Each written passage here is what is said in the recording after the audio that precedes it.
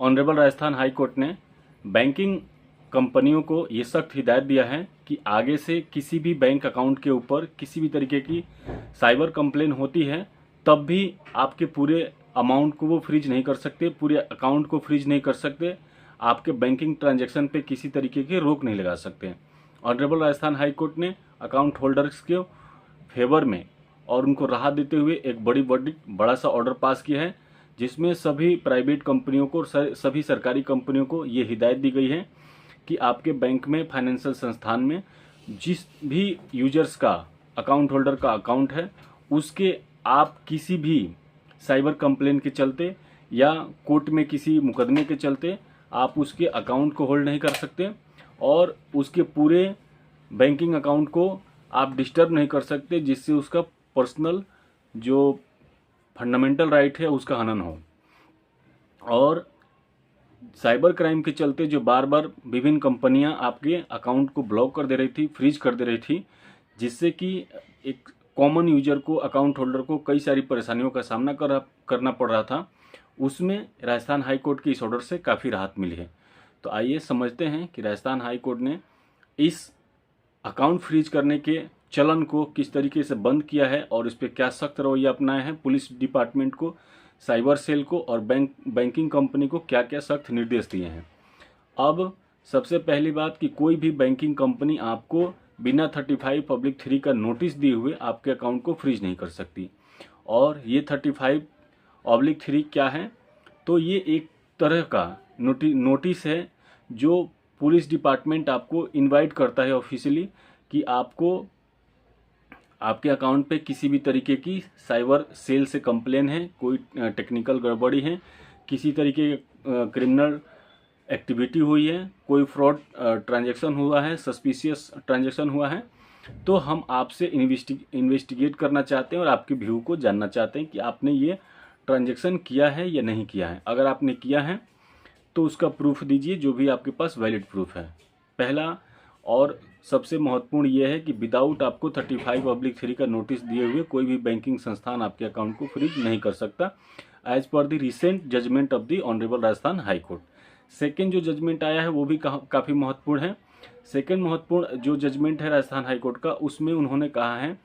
कि banking company आपके लियन amount को ही फ्रीज करेगी।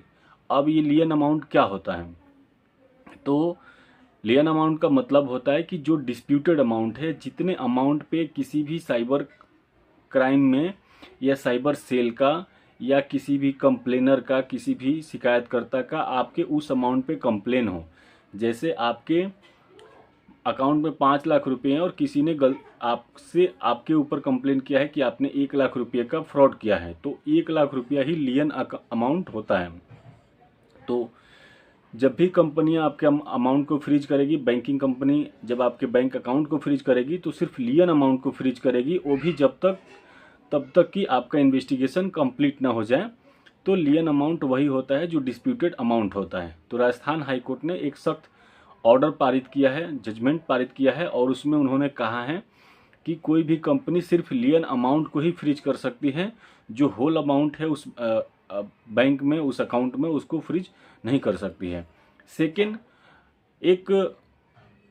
उन्होंने राइट्स भी दिया है अपने यूजर्स को, बैंक अकाउंट होल्डर्स को भी, कंज्यूमर को भी एक राइट दिया गया है राजस्थान हाई कोर्ट के द्वारा, और उसमें बोला गया है कि जिस भी यूजर्स का, जिस भी अकाउंट होल्डर का अकाउंट फ्रीज किया जाता है, चाहे वो साइबर सेल के कंप्लेंट्स के चलते की जाए या किसी क्रिमिनल एक्टिविटीज़ के चलते की जाए, तो उनको सेक्शन 102 और 106 के अंडर उनको राइट है कि उनको इन्फॉर्मेशन मिले पूरी प्रूफ, और उनको कॉपी सप्लाई हो कि क्या कंप्लेन हुआ है और उसमें क्या कार्रवाई हो रही है। तो सबसे बड़ा दिक्कत हमारे यूजर्स के साथ यही आता है कि कोई भी साइबर क्राइम का पुलिस डिपार्टमेंट हो या स्टेट का पुलिस हो, वो लोग आपको साइबर कंप्लेन की कॉपी नहीं देते हैं। तो उसके लिए सबसे ज़रूरी है कि आप अपने ऑनरेबल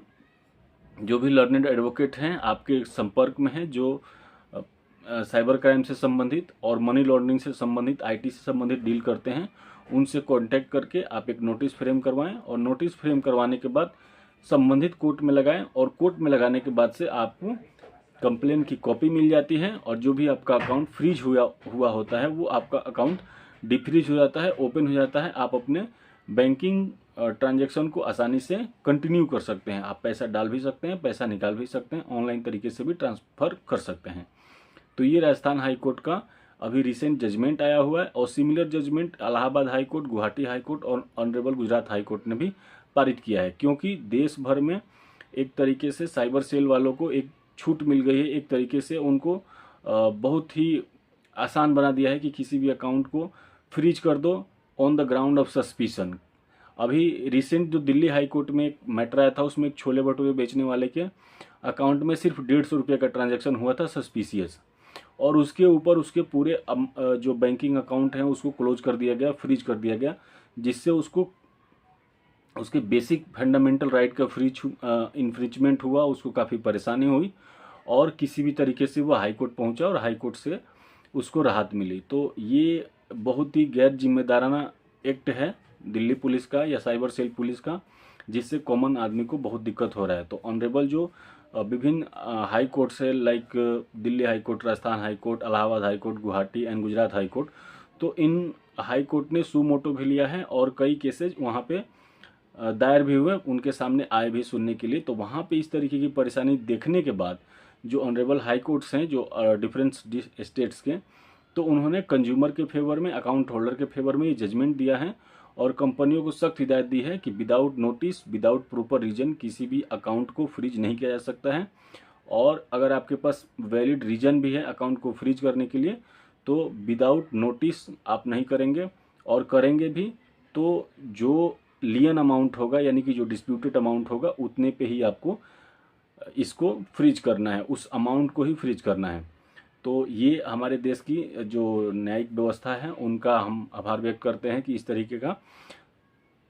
जजमेंट हमारे अकाउंट होल्डर्स के फेवर में दिया गया है। और आप सभी को एक चीज़ और बताना चाहता हूँ कि मैं प्रैक्टिसिंग एडवोकेट हूँ साइबर में, IT में, इनकम टैक्स से रिलेटेड, लोन से संबंधित। तो आपको किसी भी तरीके कोई परेशानी आती है तो आप मुझे कांटेक्ट कर सकते हैं। मेरा व्हाट्सअप नंबर यहाँ पे दिया हुआ है। साथ में मेरे चैनल को सब्सक्राइब कर लीजिए। हम लोग लॉ, फाइनेंस, बैंकिंग, इंश्योरेंस